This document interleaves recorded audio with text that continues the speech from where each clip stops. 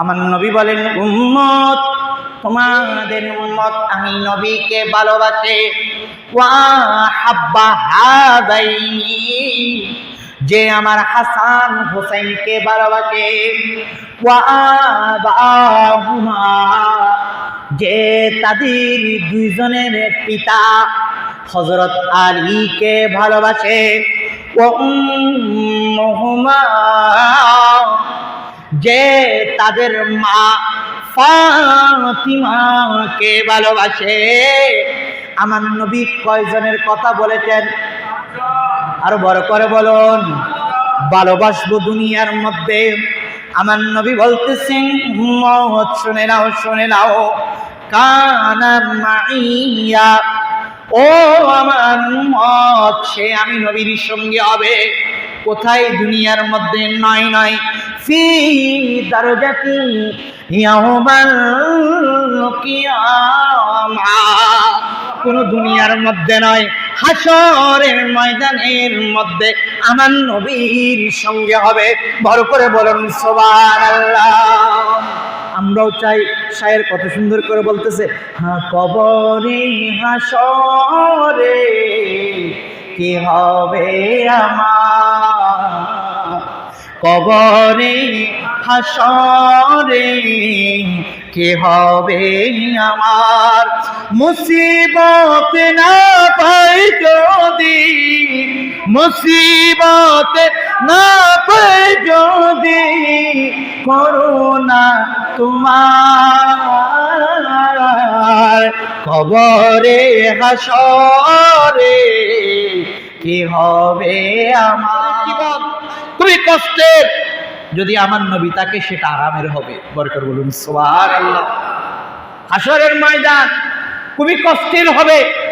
7 শ্রেণীর মানুষের উপর আল্লাহর দয়া বর্ষণ করবেন। আর সেখানে কোন উম্মত যদি আমার নবীর সঙ্গ পায়, সে জান্নাতি না জাহান্নামী? এই নোরা ওয়াসিম বাইর মধ্যে সন্দেহ আছে নাকি? নবীর ওয়ারে তাকিলেই জান্নাতি না জাহান্নামী? এবার হিসাব নিকাশ হালকা হইব না বাড়ি হইব? বাড়ি হইব দে, এবার হিসাব হালকা হইব। আল্লাহ এর প্রতি দয়া করিব না, নাকি আল্লাহ এর প্রতি রাগান্বিত হইব? আরো বড় করে হন। আর নবীও তো হইবি, যে যারা মহাব্বত করে তার লই তার হাসর হইব। আর ভালোবাসি আর নবীরে, আল্লাহ আর হাসর আর নবীর ওয়ারের ঘরে করে করে করতেছেন ময়দানে মাহশরে। সেই উম্মত আমি নবীর জিম্মায় থাকবে, আমি নবীর সঙ্গে থাকবে। একইভাবে আরো একটা হাদিস শরীফ বর্ণনা করেছেন। এই হাদিসটা বর্ণনা করেছেন সাইয়্যিদুনা আবু হুরায়রা রাদিয়াল্লাহু তাআলা আনহু।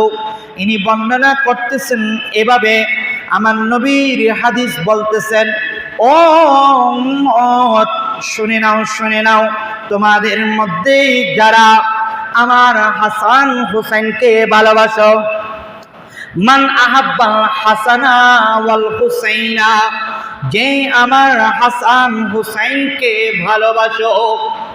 কোরআনের আয়াত মিলাবেন।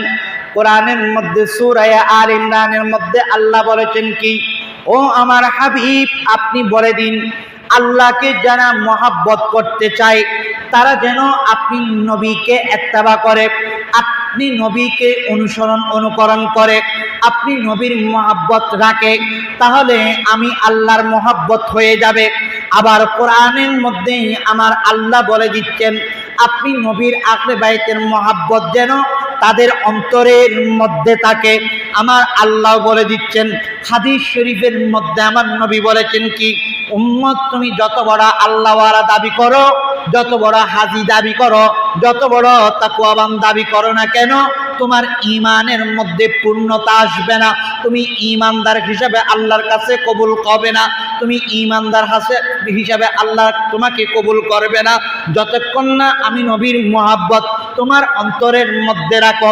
পরক্ষণে আমার নবী বলতেছেন, উম্মত আমি নবীর মহাব্বত তোমার কাছে ওইভাবে আসবে যখন আমার আহলে বাইতের মহাব্বত তোমার অন্তরের মধ্যে আসবে। বড় করে বলুন সুবহানাল্লাহ।